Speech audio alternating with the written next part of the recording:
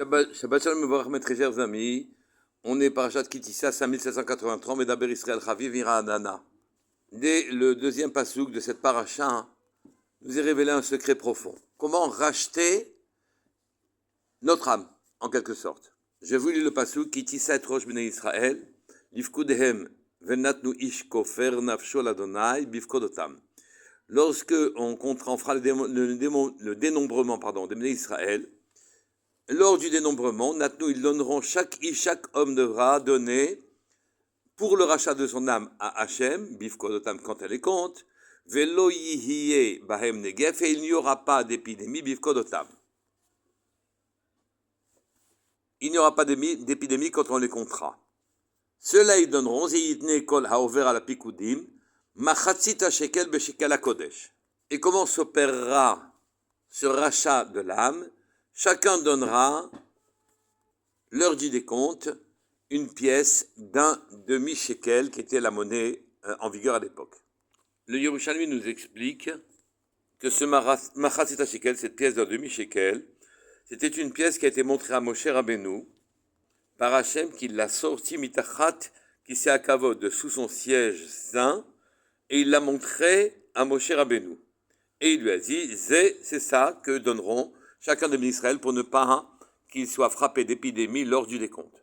Tosfot dans Choulin dit, c'est Akash Bouchou, il leur a montré, mais Moshe ne sait pas ce que c'est qu'une pièce d'un demi-shekel, c'est pas ça le problème. Dans Choulin Daf Membet, Tosfot dit, Moshe n'a pas compris comment une pièce d'un demi-shekel peut réparer une âme, peut être le rachat d'une âme qui a fauté.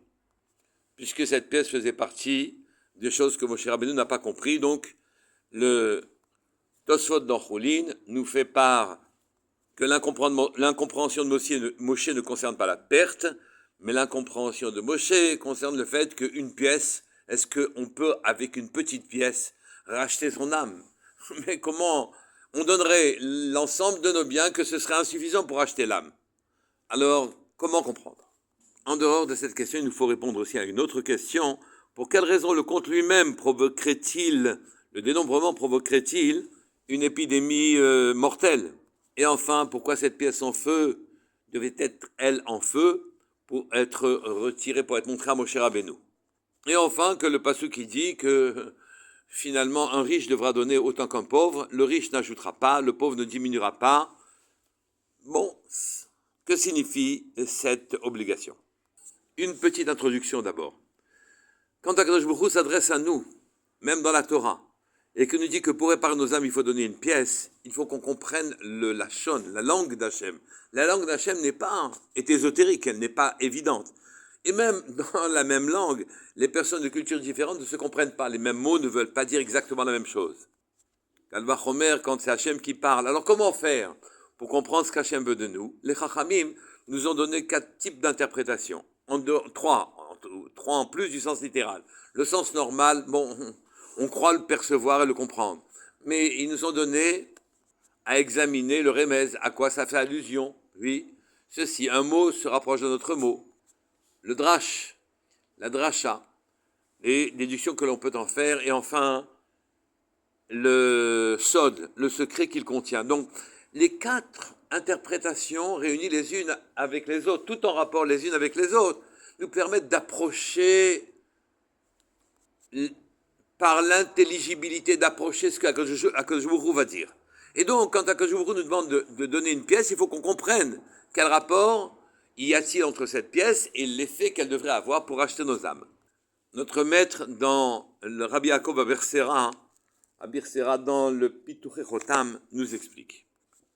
Chacune des lettres du nom du mot Israël renferme en vérité une allusion à quelque chose de précis.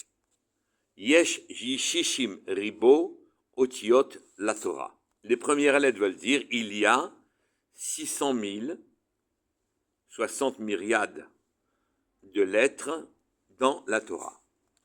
Et 600 000 âmes sont sorties d'Égypte pour se rencontrer au Sinaï le Créateur, Akadosh Baruch Hu. Et chacune de ces âmes portait en quelque sorte une lettre. Il fallait réunir ces 600 000 âmes pour qu'elles puissent porter chacune une lettre de la Torah et la faire vivre en quelque sorte. Encore faut-il que nous étudions la Torah, qui est l'enseignement divin, qui est ce qu'Akadosh Baruch Hu nous dit de faire.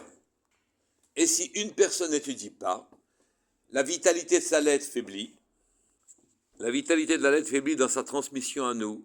Et donc nous avons fait un défaut dans la transmission de la Torah.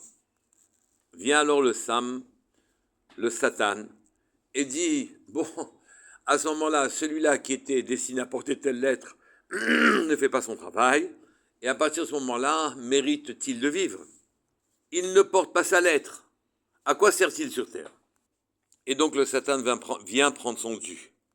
Amalek est venu attaquer les bénis Israël au sortir de l'Égypte, Berefidim, Berafouy Yadehem, Mina Torah. Leurs mains ont abandonné la Torah en quelque sorte. Rafouy Yadehem, Mina Torah. Quand on a posé la question Alma Avda Haaretz, Hachem a répondu Al Azvu et Torati. Ils ont abandonné ma Torah. De grandes fautes, de grands péchés sont pardonnés, mais le fait même d'abandonner la Torah est une faute fondamentale. Et donc, puisque chacun de nous porte une lettre de la Torah, au moment où on dénombre, chaque lettre est isolée et est jugée, et l'âme qui porte cette lettre et qui devait la faire briller est jugée, et à ce moment-là, fusent les accusations du Satan en disant le travail de cette âme-là n'a pas été fait, mérite-t-elle d'être incarnée sur terre pour étudier la Torah? D'ailleurs, dans le passage quand c'est écrit Venatenu ish kofer, ils donneront un homme chacun, chaque homme kofer, le rachat. Le Chidar amène un sage qui lui a fait la gimatria, le nombre auquel ça correspond. Ish kofer correspond à 611, qui est exactement le même nombre que la Torah. Torah, 611. Un homme qui étudie a en quelque sorte payé le rachat de son âme. Il devra donner donc machatzit shekel. Quand on partage shekel en deux, shekel fait 430. Yir'a fait 216.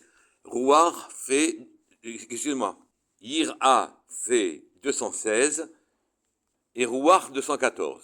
Quand une âme éveille en elle l'équivalent de sa moitié, c'est-à-dire Yir'a, la crainte divine, qu'elle éveille en elle cette crainte divine, alors elle se remplit de Rouar, d'esprit divin, qui la répare complètement. Les deux réparent l'âme.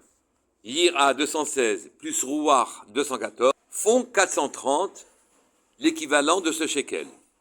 Mais vous pourriez me demander, à quoi Hachem fait-il allusion quand il demande qu'on donne pour réparer un demi-shekel? On a compris le demi-shekel, mais on est en train de parler de la réparation de l'âme. Eh bien, Nefesh aussi fait 430. Comme shekel. Dès lors, l'allusion d'Hachem est extrêmement claire.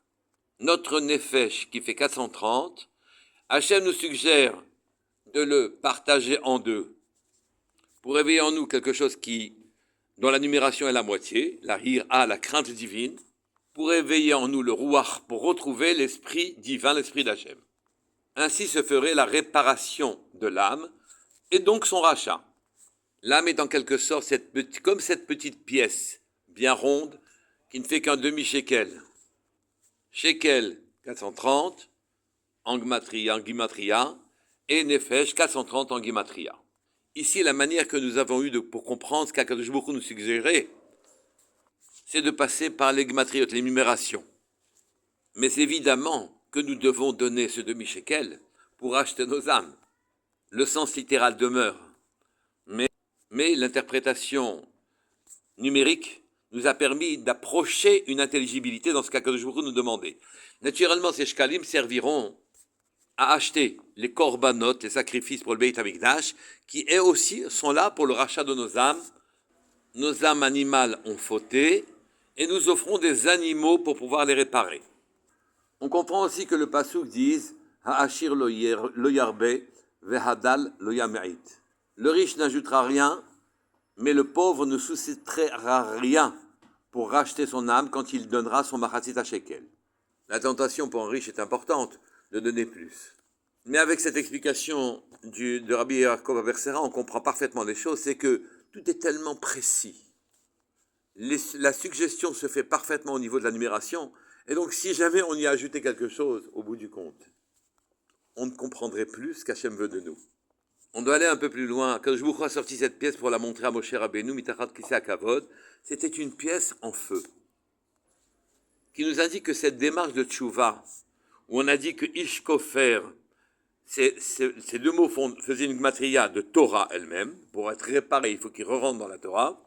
Mais ça doit se faire avec Itlahavut, avec flamme, avec feu. Le Likutei Sichot qui dit qu'on répare ici la faute du Vaudor, qu'on répare toutes les fautes. Et naturellement, on n'a pas accepté la Torah, l'enseignement divin. Il faut savoir que dans ce cas-là, de la même manière qu'on répare le Vaudor, le Galazahav, l'argent et l'or que l'on met en avant en tant qu'idolâtrie, quelque chose qu'on idolâtre. Si l'on veut réparer cette faute-là, il va falloir refaire fondre l'or. Et c'est la raison pour laquelle elle a aussi sa pièce, cette pièce-là, que je vous la montrer en feu. La volonté ferme, enflammée, de servir Hachem en étudiant avec force sa Torah. Et une intention armée pour retrouver le Ruach, retrouver l'esprit divin, c'est ce qu'Akadosh Baruch Hu demande pour que le Satan n'ait plus aucune raison de revendiquer son dû. Quand chacun de nous donnera sa pièce, Machatzita Shekel dans le Beit HaMikdash, et aujourd'hui quand on ne peut pas la donner, qu'on la donne sous forme allusive à Purim, au moment où on donne cette pièce, on doit nourrir une intention puissante de revenir à la Torah et de l'étudier, de manière à ce qu'aucune accusation viendra peser sur notre âme. Shabbat Shalom Mevorach, Kol Touf.